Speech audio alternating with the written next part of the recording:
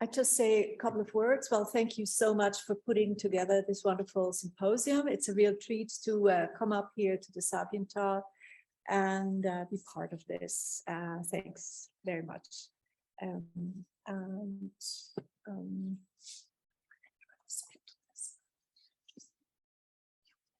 rather than this? Yeah, we have two. We have two. Okay, brilliant. This is thought of like a conversation between the two of us. We haven't rehearsed, I have to admit, but we know this work and we had conversations on many occasions, so this should be okay. So it's on one hand, it will be a conversation between us, but it's also a conversation for and with you, the different artists participating in these workshops. So it's not that we have the discussions and then we do a Q&A, but we would like you to, interject, let us know if you want to ask something, add something. I will moderate a little bit for the participants at home, but this keynote I think is very typical for Ursula, in as much as instead of taking the opportunity and preaching to the lambs, as I said, when it came to Linnaeus in my short introduction to the poetics of knowledge, Ursula prefers to have conversations. And I think this whole project, and this is the first question maybe for you, started out from a lot of different conversations. And it started out as a project commissioned by a museum in Colombia.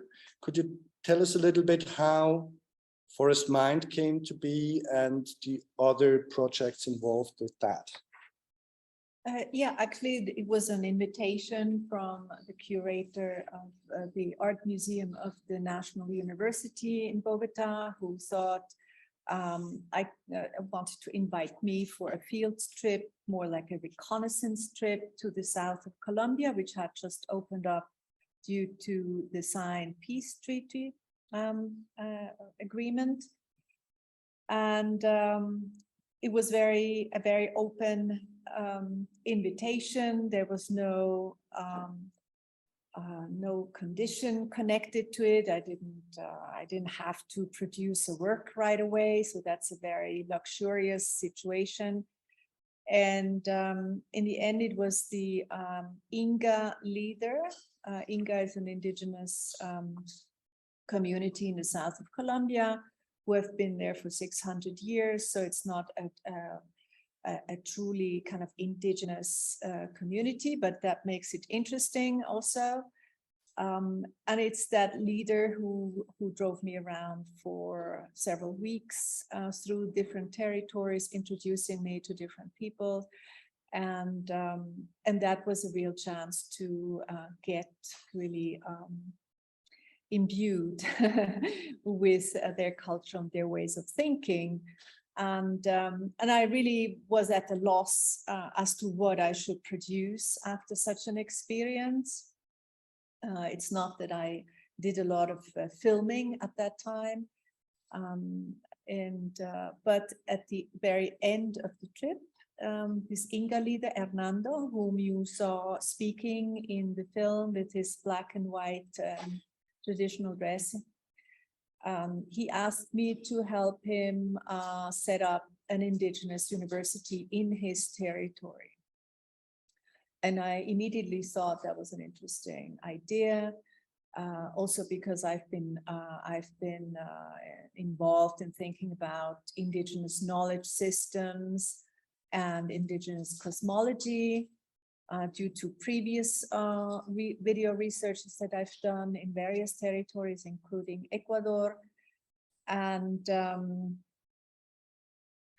And so I said, yeah, I can provide you with some contacts. I have a good university contacts, people who are certainly going to be interested in this subject matter of in an indigenous university. What could that mean? In what sense does that challenge Western systems of thinking and educating? And so there you go, you know, the little I knew, I was already in the middle of such an adventure.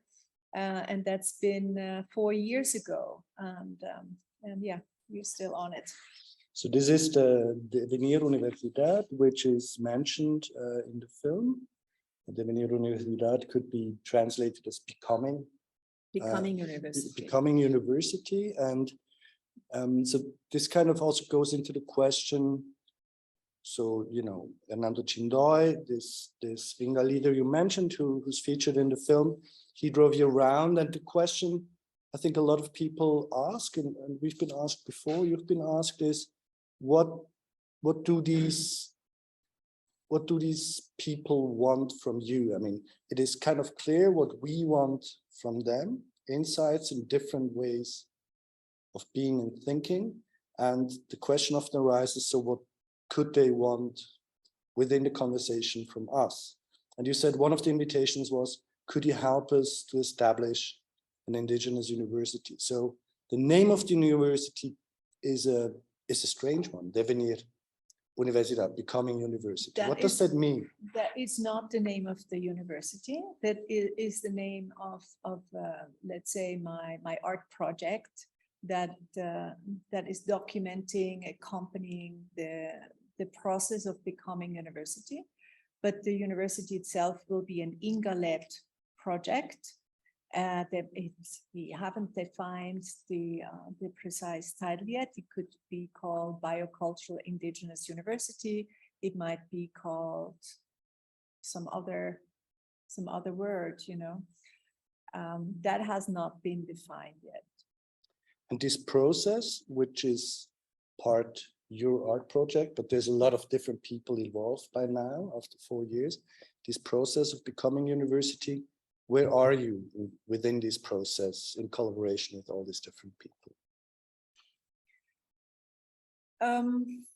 Well, in the beginning, my main role was to forge partnerships, possible partnerships with universities in Colombia mostly, but also abroad, who could become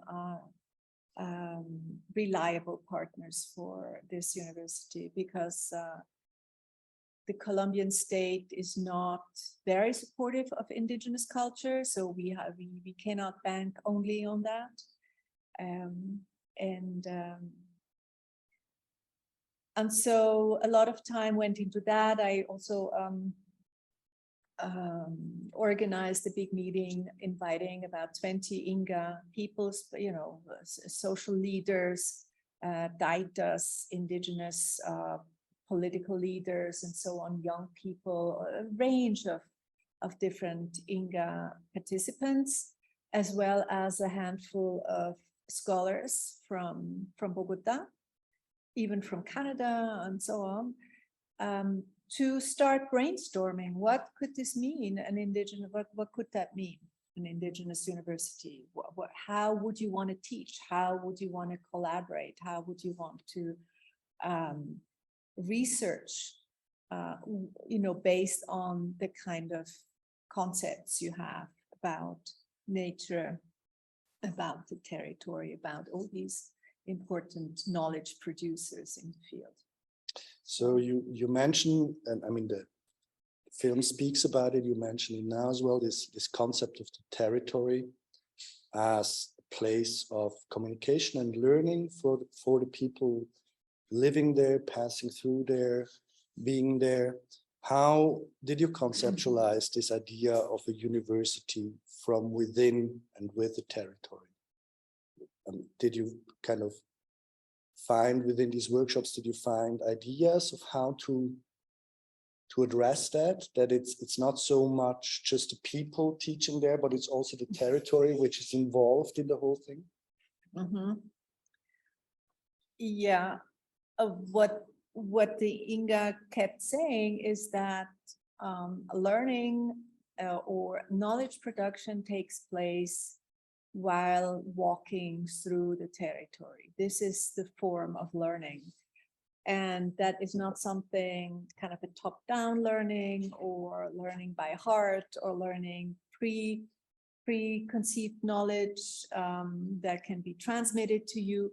It's a different kind of learning experience. And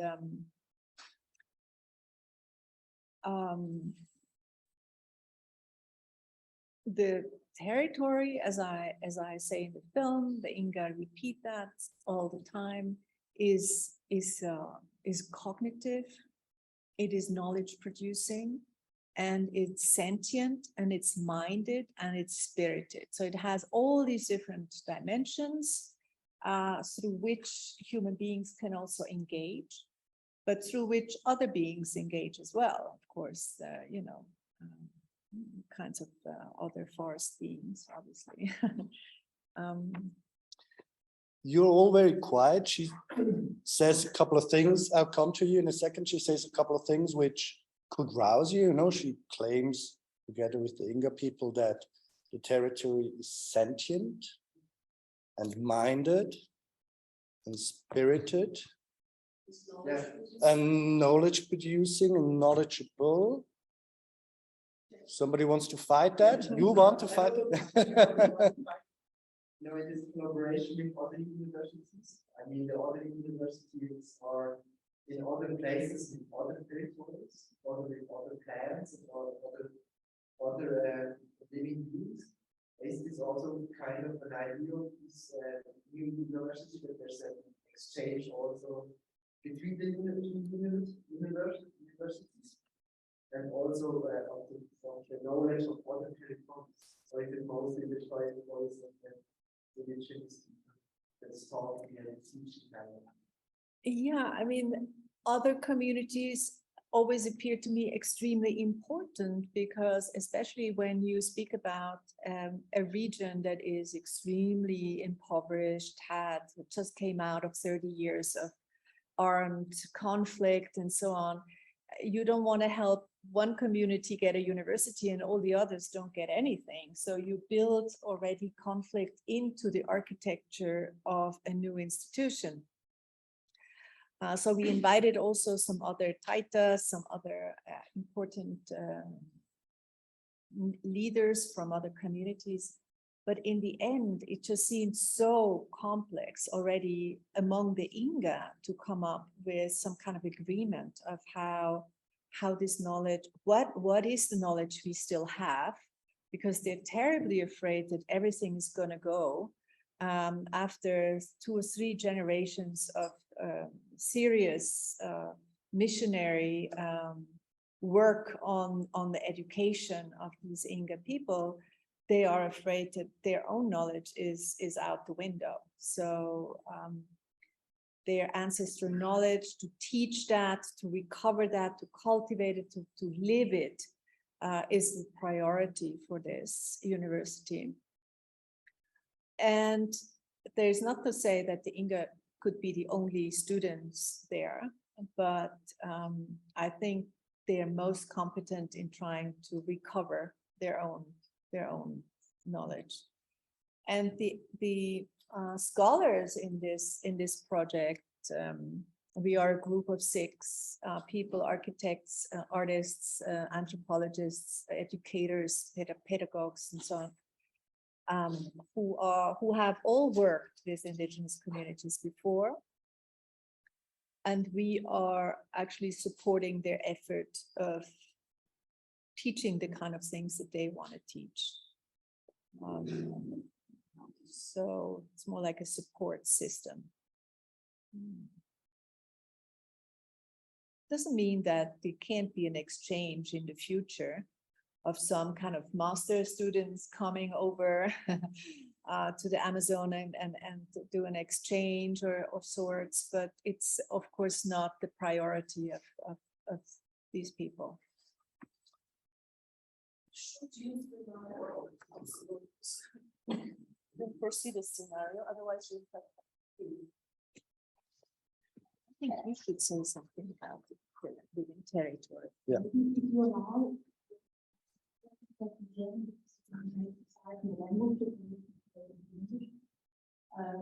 Ist da nicht die Angst, dass wenn man dieses tiefe Wissen von Leuten nach Europa bringt. Und wir haben diese Sehnsucht nach auch so spirituell zu sein, aber wirklich gegen diese Spiritualität ja falsch, weil es etwas ist, was wir für neu konsumieren können. Also wenn ich jetzt von einer westlichen Kultur her schaue, scheint es für mich eine starke Überlappung zu geben an Orten, wo wir bestimmte Quote konsumiert haben, mit dieser Entdeckung einer neuen Spiritualität.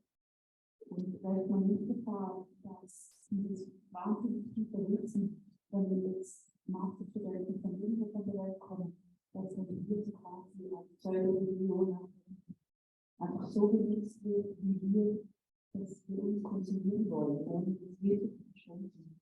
So you're asking about the dangers of this kind of deep-rooted knowledge from the Amazon region being transported through this art project, to this film, for example, other initiatives, or then you say that maybe, you know, when teachers from this university, which might be founded, come over here, that we might commodify this kind of knowledge and then consume it because we have this yearning for spirituality and these kinds of knowledge, right? This is the question I think you asked in German. And Ursula just also said that within these different communities, and the Film Forest Mine and the Damian Universidad project talks about the Inga community, but Ursula also mentions that there are different communities within the same territory. The Amazon itself is incredibly huge still, and has a lot of different language groups and traditions and different approaches towards these sciences of the forest or towards the knowledge that territory produces. There is something which interconnects all these different cultures and languages. And this is also a very dangerous subject because we tend to consume and commodify things. So the Taitas, the Bajés, the shamans we saw in the film, they talk about the teacher plant or the medicine plant, and which we know here mostly as ayahuasca. And if you go to Stockholm or Paris or Zurich, you will find yoga studios offering the experience of taking this teacher plant. There's a very interesting conversation when you talk to a lot of very different people from different regions within the Amazon, all working with this teacher plant. If you ask them this question, isn't there a danger that we Westerners colonize this again and, you know, commodify it and consume it? And the answer I'm always getting, and I don't know what your experience is here, but I always get the same answer. They will tell me the knowledge the plant transports, and this is why it's called a teacher plant, is much stronger than your ability to commodify and consume it. So they trust, they have an implicit trust within that system of knowledge transfer, which to us is very strange, but this was my experience. Mm-hmm. Oh, do you have to start? Yeah.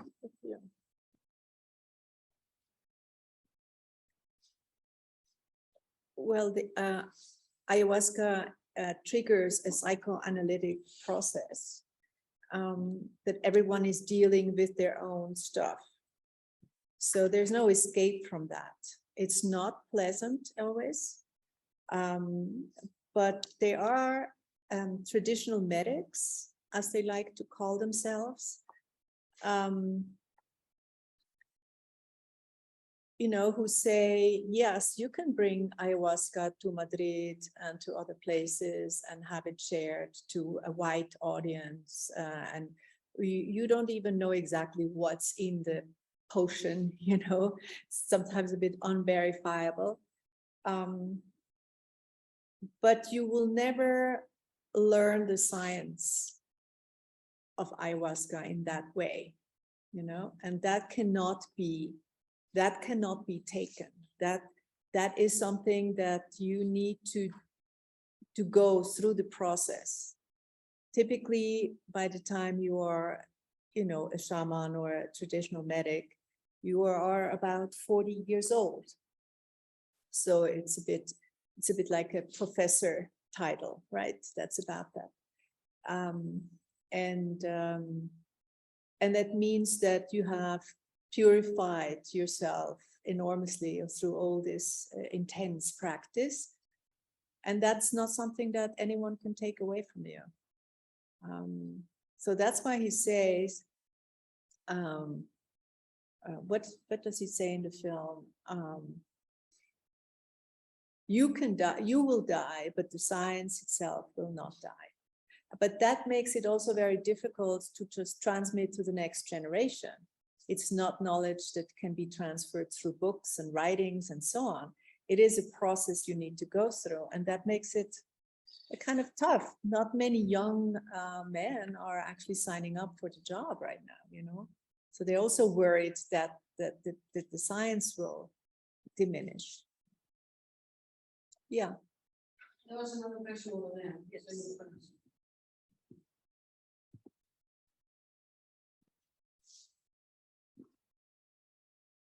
Thank you for the I'd like to shift a little bit the discussion from the knowledge shifting, knowledge of the forest. It seems to me in the previous movie that like they mentioned that the forest is old growth, so like it's a very ancient forest. And yeah, I assume, I don't know, but I assume that they live in a part of the Amazon forest that's not yet involved. So I was sort of like to perhaps go over the spectrum, and I think of maybe the forest is also an important contributor to this knowledge, with the knowledge that she has within. I mean, it's Western science now, the way that they are analyzing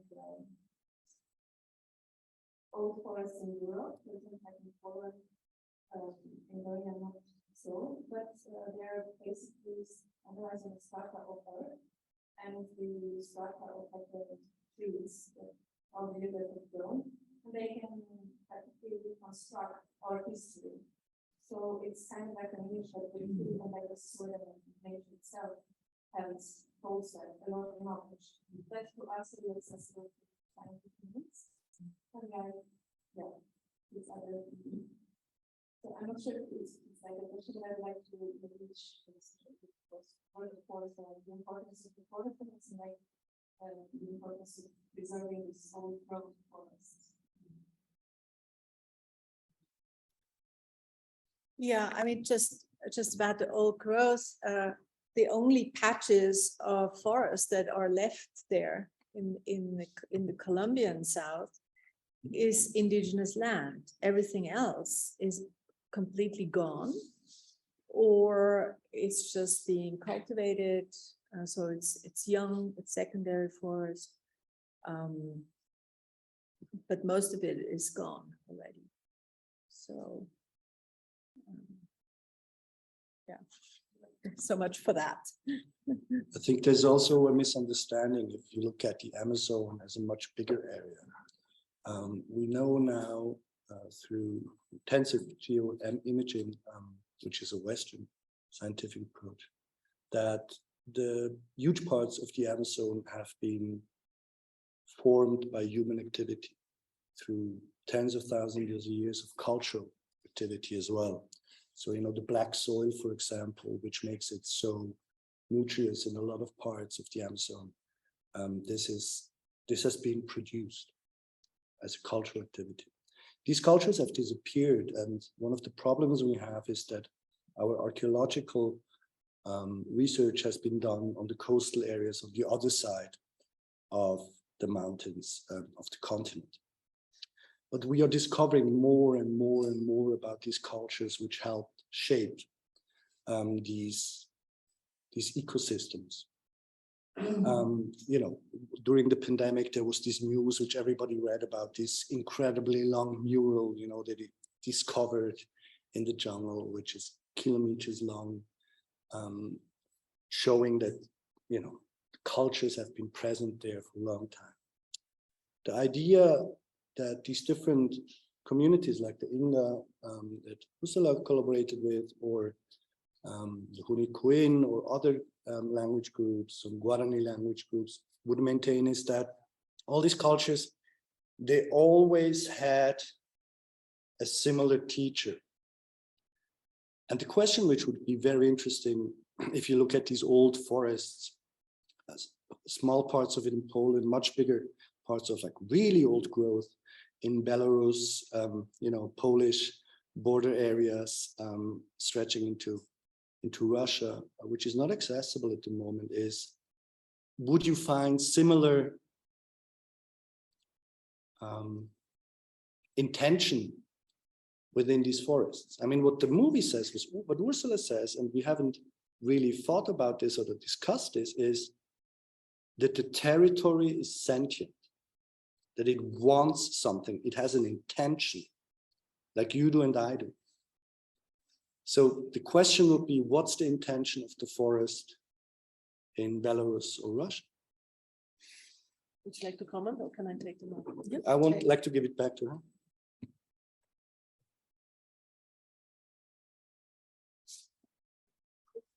It's short, I would say first email, because most of the European partner together with the forest a few years ago, like the Polish government, maybe to teach, I don't know.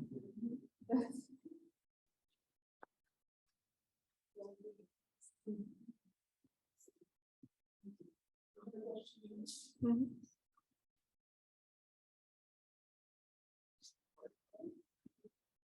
Depending on the question, I mean, some people in Finland have very similar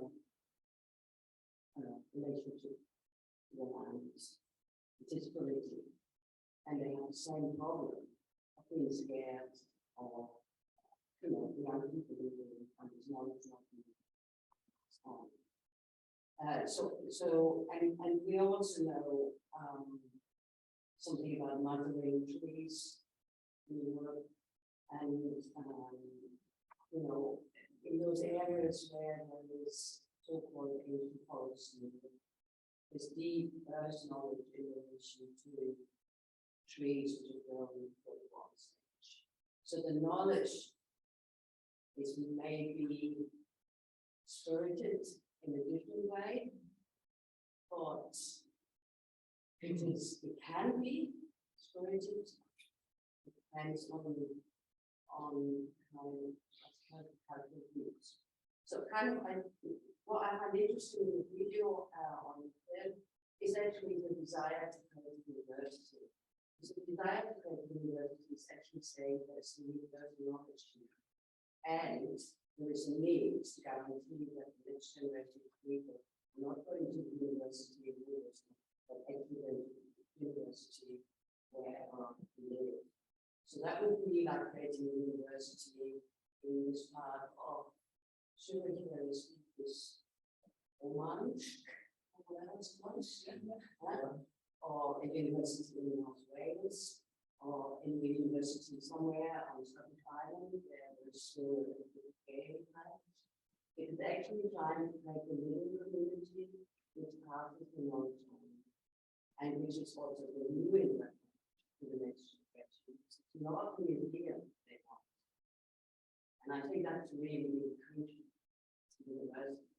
And that's what learning.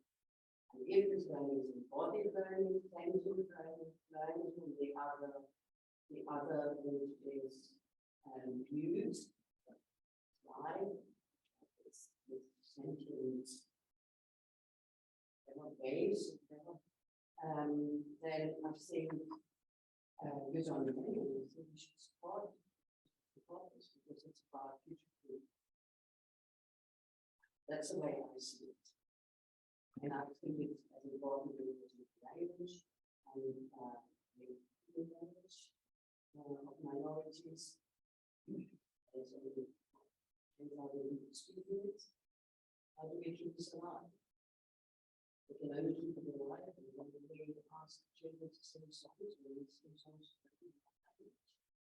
every family brings up two languages, realizes I mean, in Switzerland, it's 3 languages. But I'm thinking in Europe, some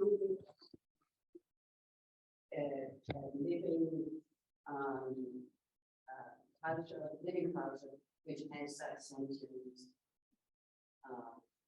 relationship with values, and maybe something else.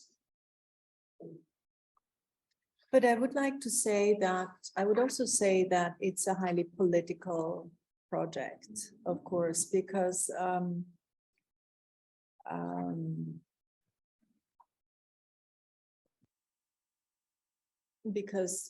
making the young generation go to universities in Bogota, Cali, and so on, also means that they're learning a lot of things there, none of which is useful for a life in the territory.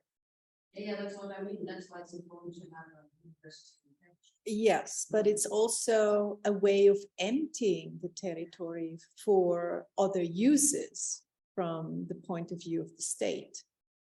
And very often they have attracted them to come to Bogota even for meetings, and then 3 weeks later they return to the territory and it's completely occupied.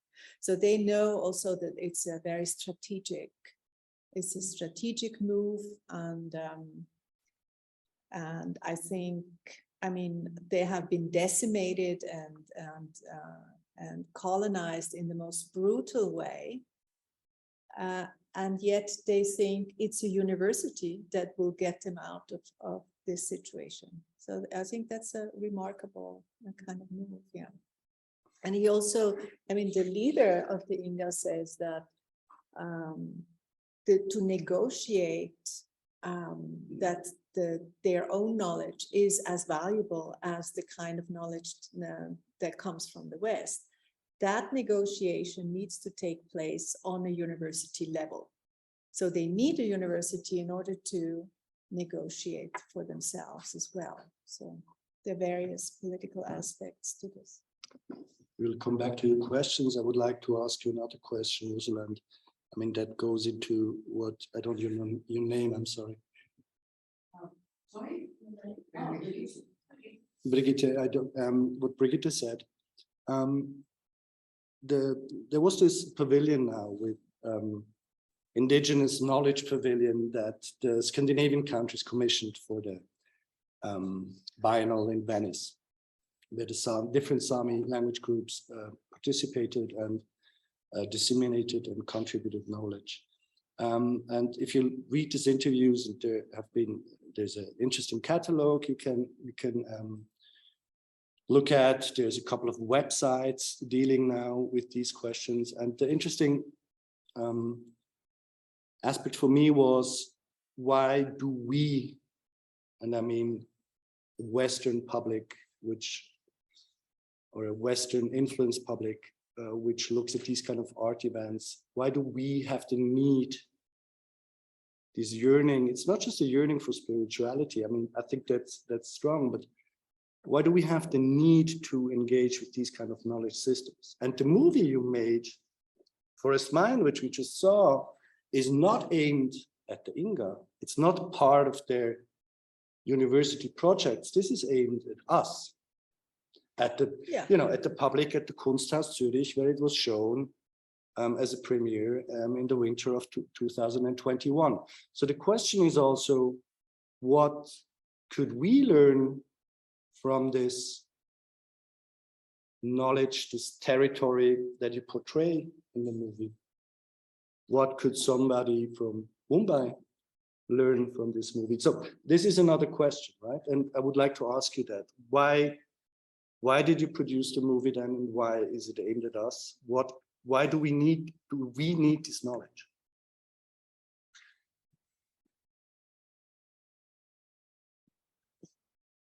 Well, at this conference that I organized with the INGA, many times it was said, we need to find a way to bring the Western knowledge in conversation with indigenous knowledge systems.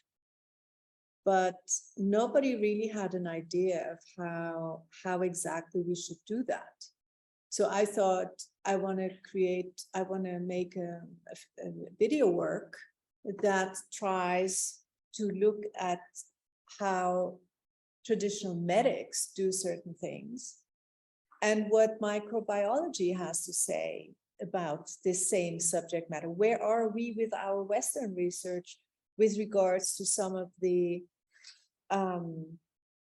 premises that the indigenous knowledge puts forth?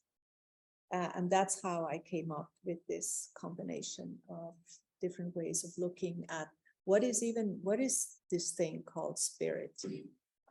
It is not for indigenous people what we interpret them to think.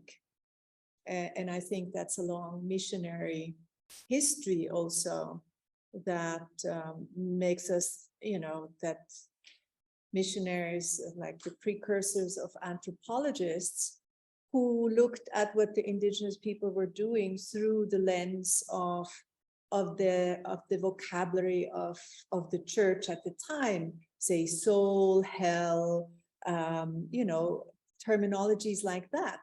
And of course, that distorts completely what maybe indigenous people were thinking when they think of spirit. As I'm saying, this could very well be that biophotons that actually radiate, and that traditional medics are absolutely able to see.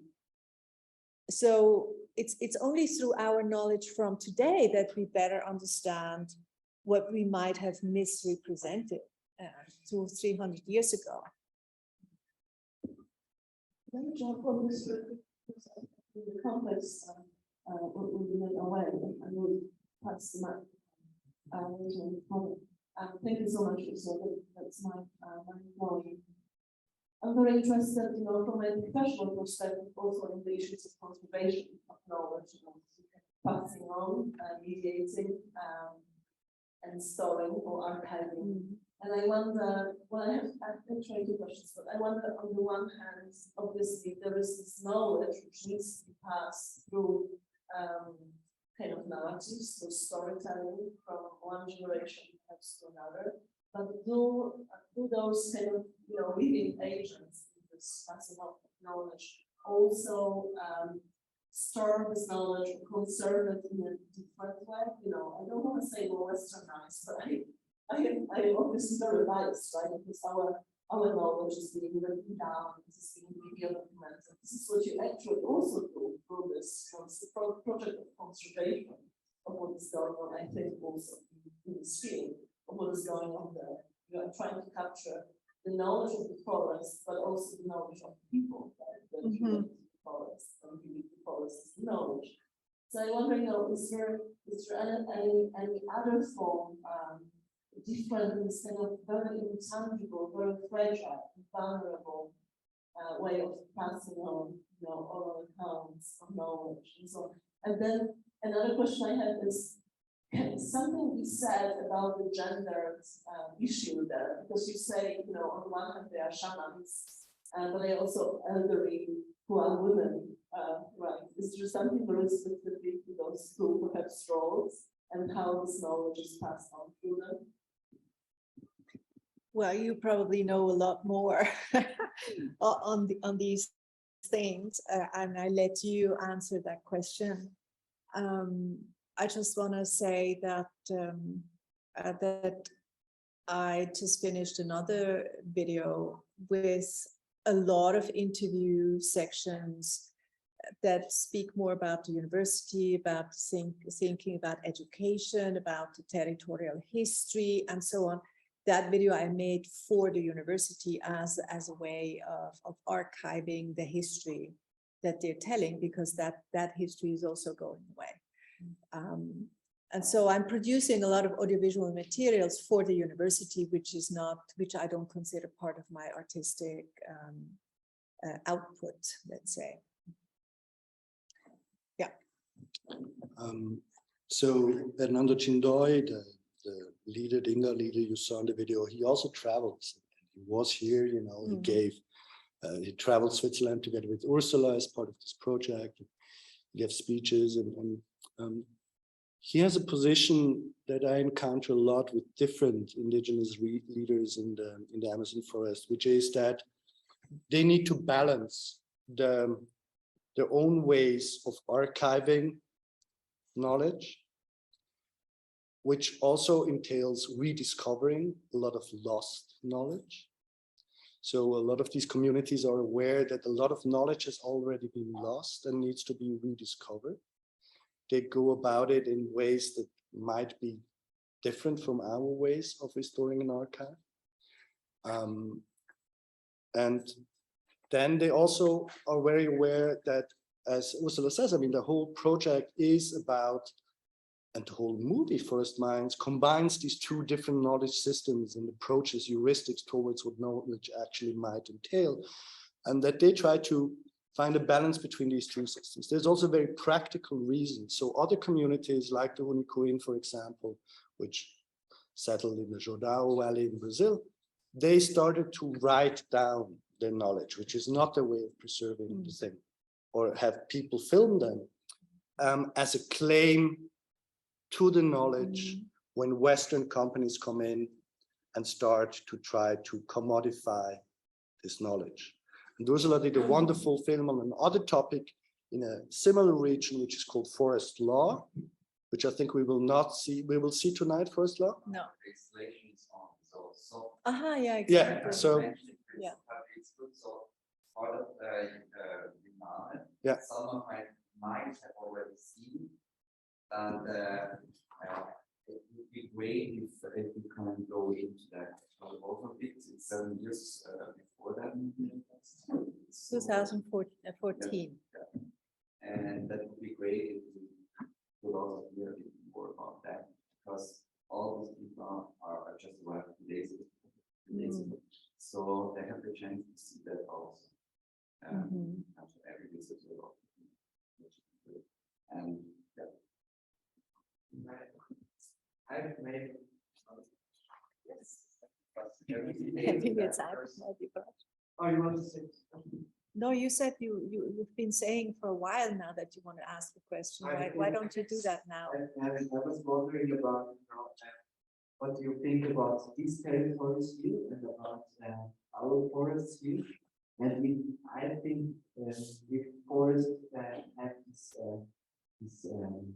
kind of spirit and knowledge in them, you also have to have here teaching plans. But it make it unpalatable, it make it have no access to them, or not never figured out how it gets taught by plans here.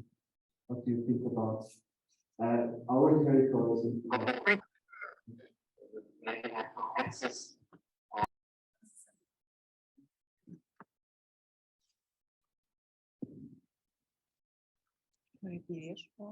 Wir gehen nachher zurück zum Produktionsstand.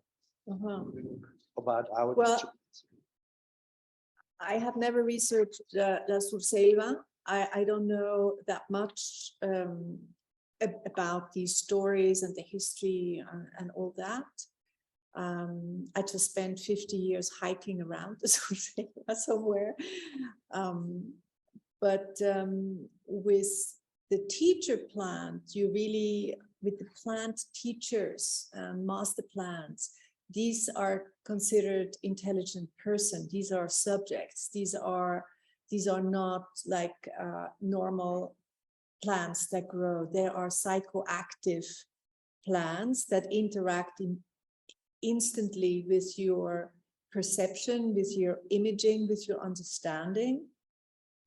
And so they can very well transmit knowledge about other plants, the function and the healing properties of other plants and so on. So they're known for being extremely active in teaching indigenous people about the values of others. So I don't know any such plant in the Surselva that does that. And so I think in that sense, I'm not saying that Amazonians are the only indigenous people who do that, because I know that there are others who use mushrooms and all kinds of things. But it's not just a drug, it's really an engagement with your mind about the usefulness. And I mean, I went to the ayahuasca conference in Girona, who is a whole, they have this every year, and a lot of scientists coming to present their new research on it. And most of these scientists are interested in how this plant affects the brain, the human brain. They're fascinated with the human brain.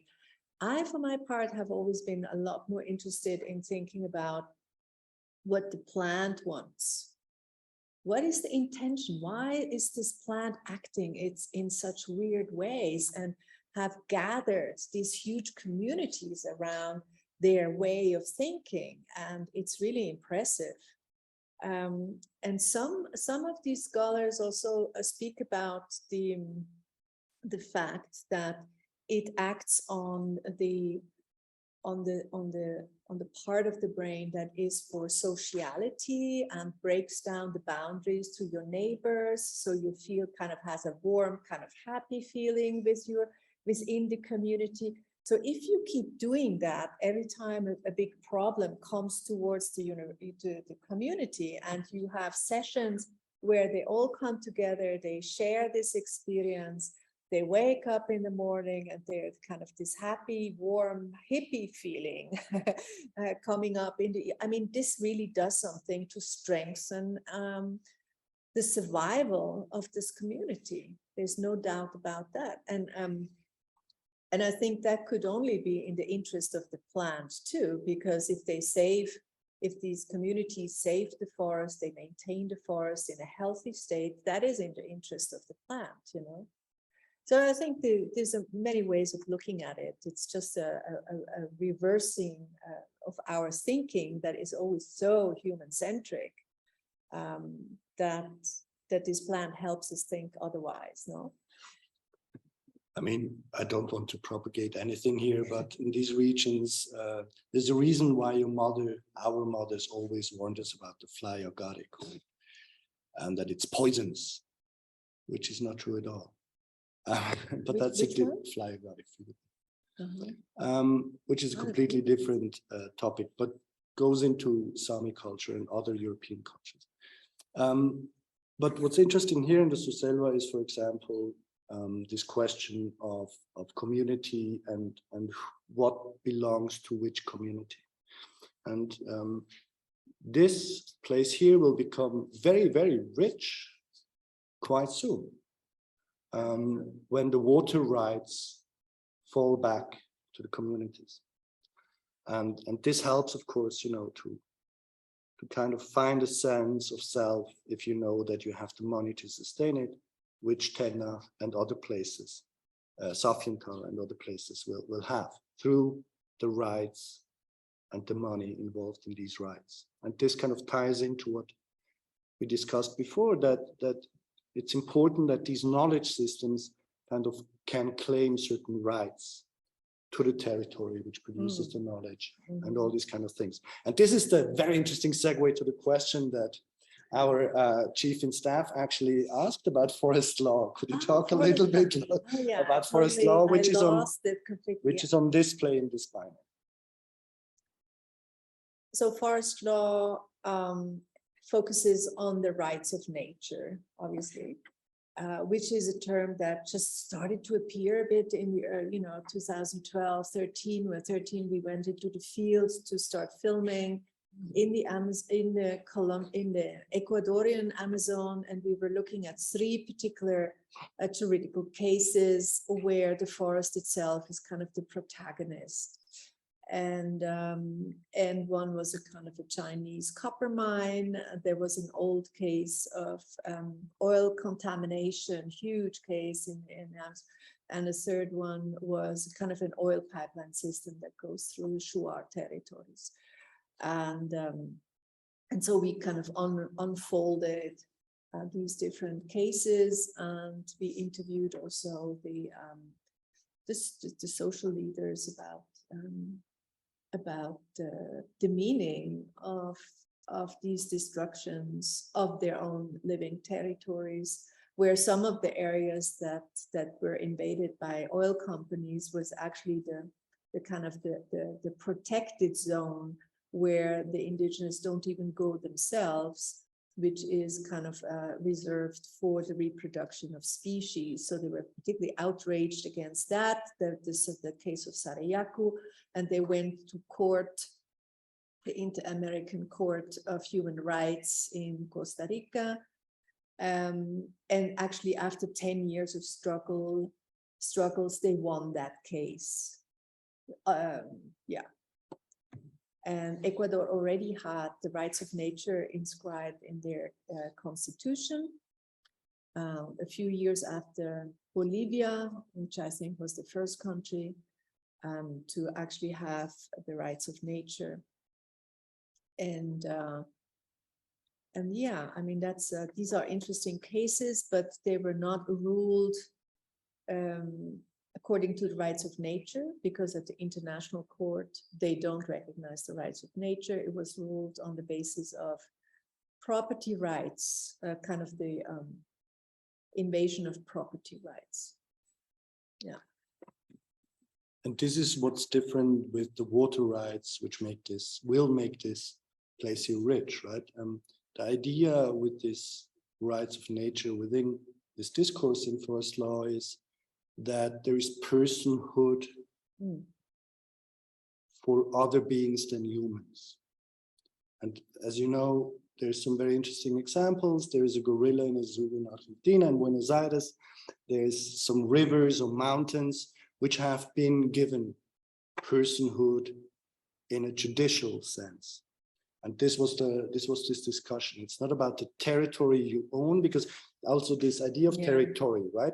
We have the word territory, which means something to be conquered or defended. The word territory, the way Ursula uses it or the Inga uses it, is very different. And this idea of personhood, and this is why it's always very funny. Ursula says sentences like this, which she just said half an hour ago. You know, human beings and other persons. And to somebody who's not into this discourse, this sounds very strange. I mean, persons are humans and humans are persons, right? But within this discussion, persons can be a river or a plant or a knowledge system, because this is all interconnected within this territory. You talk about rivers and the I think it's really nice here. Maybe I think you stop about talking the language person, and when you damage the whole ecosystem, it's maybe not useful to just say, well, we damage everything that has water, because I think we should take care before, and not just for rivers or the place. There's just a English book in the city when it's trying to say the river. I can totally see what you mean. I think that's a very good point. But it can still be very useful to give to declare a river a subject before the law, because I mean the river itself cannot defend him or herself, but anyone else can speak for the river and can prevent destruction, pollution, and so on. Just the fact that this particular river has the right to, usually you say, or for other species, of course, there are all other species as well have the rights before the law, that they have the right to reproduce themselves unhindered, you know, that kind of thing. A community or a human being can then go to law and defend that case. And that's a good tool to have. This brings me to my next question. I mean, the great thing about art, and I'm not an artist, as you know, but why I love art so much, one reason for that is that art is a great empathy machine. And it's very difficult as a human being, as a very limited human being as I am specifically, to have empathy towards abstract ideas, the climate, rivers. But a movie like Forest Mind helps me to develop empathy towards that specific part of the forest in the Inga territory that the movie talks about, and towards the Inga community, because I see them represented in two ways. I see them represented speaking for themselves and becoming speculative actors within the artwork that Ursula creates, right? So that helps me as a very limited person. Ganges, you know, can be a river, it can be a goddess, you know, personified, ruling over certain parts. I mean, you still fuck it, but you know, it's a very powerful empathy machine. And this would be then maybe, how long do we have, Chief? So I will ask a question and then the last question. I mean, this is my experience with your artworks, which have these forest law, forest mind. They have this strange mixture between, you know, you have these scientific approaches, you have these speculative approaches. These are not documentaries, these are artworks. And to me, they have this specific effect as empathy machines that I want to understand positions which are not my own, and that I want to speculate on the meaning, and therefore I'm willing to engage with something that I haven't engaged before, right? And this is a very general question, but it still does. It's still valid. Do you think, I mean, the university is a very practical thing. It's a political thing, as you say, but at the same time, you still insist on making art besides being involved in this university. You make art as an artist. Mm. Could you talk a little bit about the difference? What is the role of, you know, a university, knowledge systems and all this kind of thing? But why do we need art as well? I mean, you make it. Well, those are my instruments to figure things out for myself too, you know, and of course I pack a lot of provocative thoughts into my films, but I never get a real chance to talk it all out in detail. I'm not explaining things to death, you know. For this, I use another medium. I'm writing a book, Forest Mind, where I can go through these whole processes of discovering these connections and how to make sense of it, and also how to make sense of it as an artist. Because I've always been interested also in the technologies of images, and of course the visions of the psychoactive plant is an interesting medium also that I understand as an artist. And so I think this purpose has, the art film has a completely different purpose, to stimulate people's minds about, also about their relationship to reality and how we perceive and how that produces our reality and all these things that I've been so interested in for many, many years. That's just a follow-up project. But the other thing is that even with forest law, and I could see the problems these people had, and I'm just producing a film and show it in the West. I mean, you can see for yourself the limitations of that practice, and sometimes I was a bit frustrated about that. And when they invited me to Colombia, and I said, oh my God, the same problem is happening here. But I could see that the indigenous were kind of disappointed at the idea that they would get a film, you know. And yeah, I've been thinking a lot about how I could make more of a difference on the ground for real people. And then that project came, and I knew, well, this is it. Let's just see what I can do within that to move that project ahead. But that that thing apart, you know, I still think there is something I wanted to figure out for myself, because the plant thing really was very provocative for myself. And so that's what I did. I think we could also leave it here. I have the suspicion that if a plant can be a person, then a person could also be a plant. Maybe you're a little bit a teacher plant as well. Last question. Could also think about person subject, subjects and something like intelligence.